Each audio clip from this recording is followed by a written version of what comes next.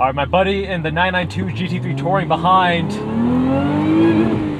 is gonna catch me, so let's get going. Today, let's talk about 3 things you can do while driving on the street that's actually gonna make you a better driver on the track and have more fun. I think that generally speaking, when we challenge ourselves and try to become better drivers, we actually have more fun doing so. So the first thing I want to talk about is vision. Don't just look immediately in front of you or even at the car in front if there were a car in front of me. Instead, what I want you to focus on is the vanishing point where you can no longer see the road, because by doing so, you're actually going to be able to position your car better with regards to your turn-in point, your apex, your exit, and please do stay in the lane, don't cross the double mustard. Because the point here is not to chase lap times on the street. You want to be safe, you want to improve your skill set while doing so in a way that's not going to risk a head-on collision. You can do a little heel toe double clutch like that.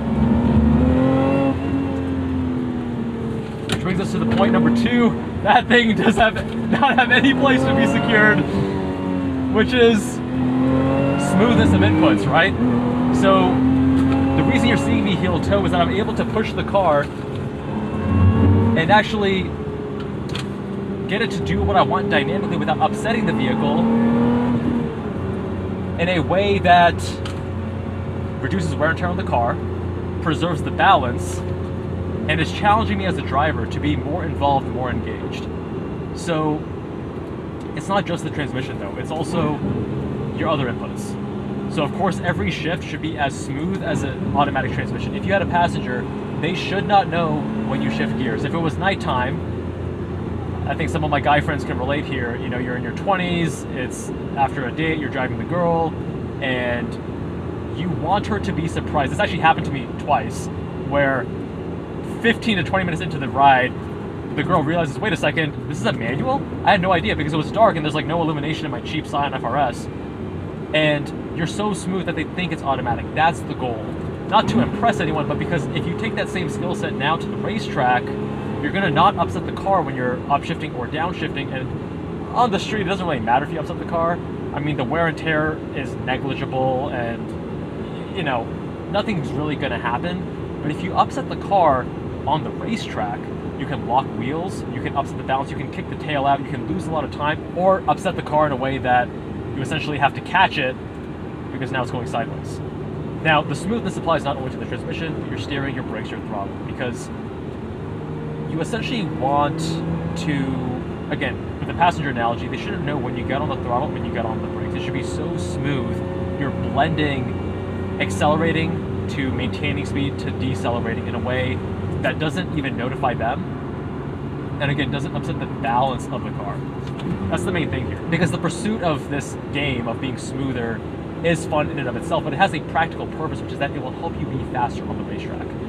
By pursuing that smoothness, that smooth is fast mentality, you can actually get the car to do exactly what you want and not overwhelm the tires or overwhelm the chassis in any given corner, because you're doing so in a predictable way. Now, little side tangent here, don't get overly carried away with smoothness when you get to the racetrack and you start advancing your skill set, because the quickest drivers are actually dancing with the car at the limit, increasing and decreasing the slip angle, and you'll see them sawing at the wheel. That's essentially the quickest way around a corner, when you can just ideally get neutral steer, but there's going to be usually some bit of sawing and correction. It may look jagged and it may look like they're not being smooth from a video, but if you're there in the car, you look at their G-forces, you're going to notice that they're actually very smooth because they're correcting the car in a way that it's actually going around a corner smoothly. The inputs are just appearing in a more jagged manner because they're making these micro corrections to keep it on that smooth trajectory. So that's number 2, the smoothness of all inputs. Oh, you love that compression right there, like a roller coaster.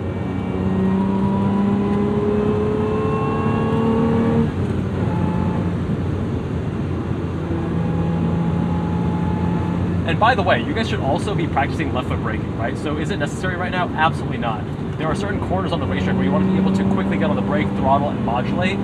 You'll see me doing that on turn before as an example at Thunderhill, my Mazda Miata.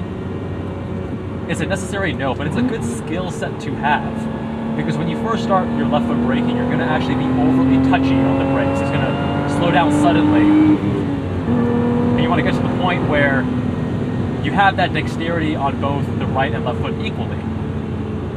Those who've been following along know I was doing plastic surgery, and back then I would literally brush my teeth with my left hand and pour milk with my left hand and open doors with my left hand in an effort to improve the control I have because I'm right hand dominant, like most of us. Same thing applies here. You can actually start practicing your left foot braking while you're on the street like this, so that when you get onto the track, it's not a huge learning curve. Play with the weight transfer. I'm smoothly controlling, especially in a car like this, where the weight transfer is so important because you have 60% of it in the rear, 61 actually. You can do a little heel toe double clutch like that, just to challenge yourself.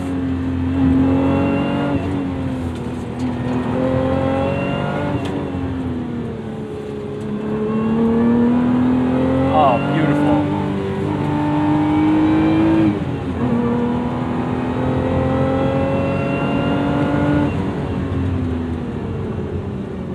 It's just a way to keep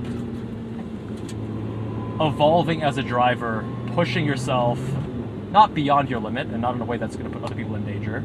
Stay in your lane, but it's a way that you can practice those skills and have fun on the street that's going to translate to the track. So the third thing that I wanted to cover is actually placing your car. So of course you can try to apex and track out and create these lines in each of these corners, and going back to point number one, with vision, by looking far ahead, you can better place yourself within your lane so you can more ideally hit that line that you want.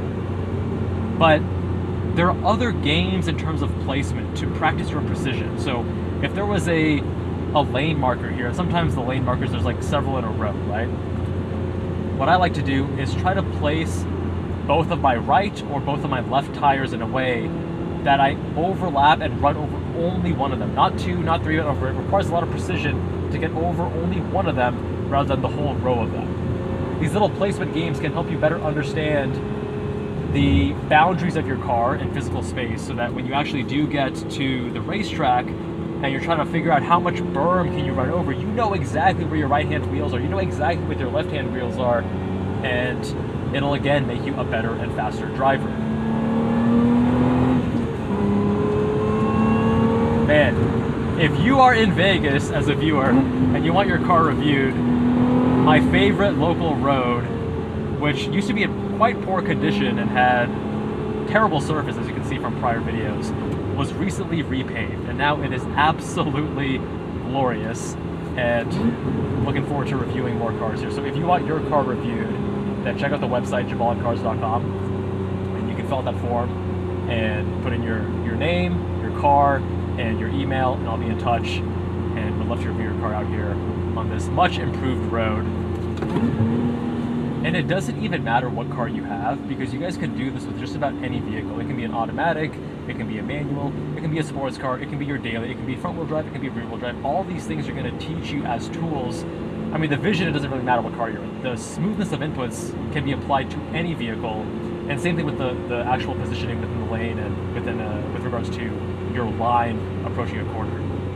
But then as you start evolving further, you can even start playing with different engine configurations and layouts, because the way that a mid-engine rear-wheel drive is going to handle and behave, this one right here, this Lotus Emira, which has a 39/61 front to rear weight distribution, very similar to that 992 GT3 behind us, driven by my buddy. So the Cayman is actually more like 45/55.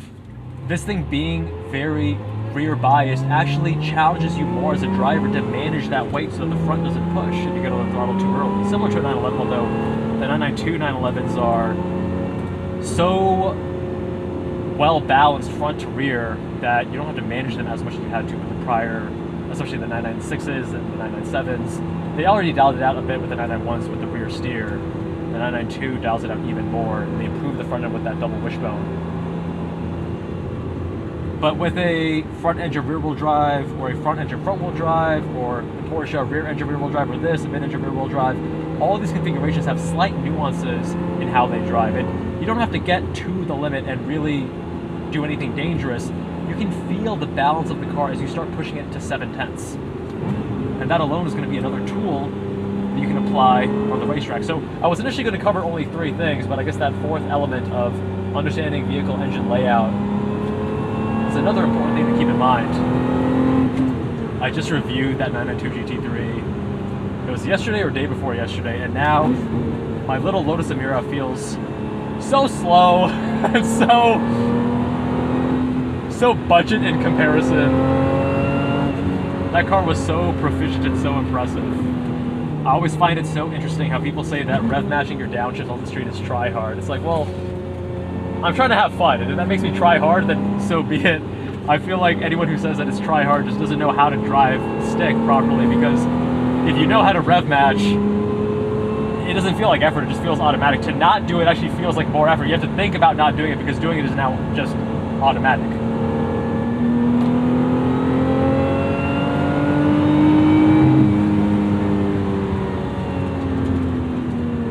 But I do love this car. It is so good.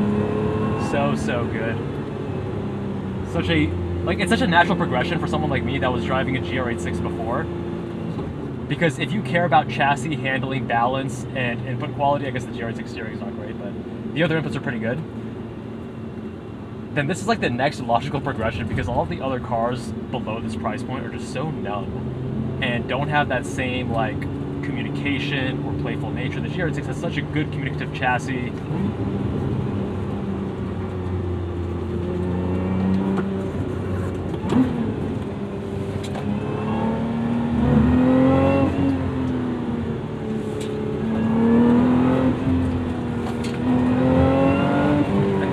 Challenges you on the street. It actually makes it a little bit frustrating on track because you have to really manage the weight. But on street, it just adds another layer of dynamic and like thoughtful, intentional driving that's so fun and so rewarding. And there you have it, my friends. Those are 3 elements with a bonus 4th that's going to make you a faster driver on the track that you can practice on the street. Hope you enjoy. Much love. See you in the next one.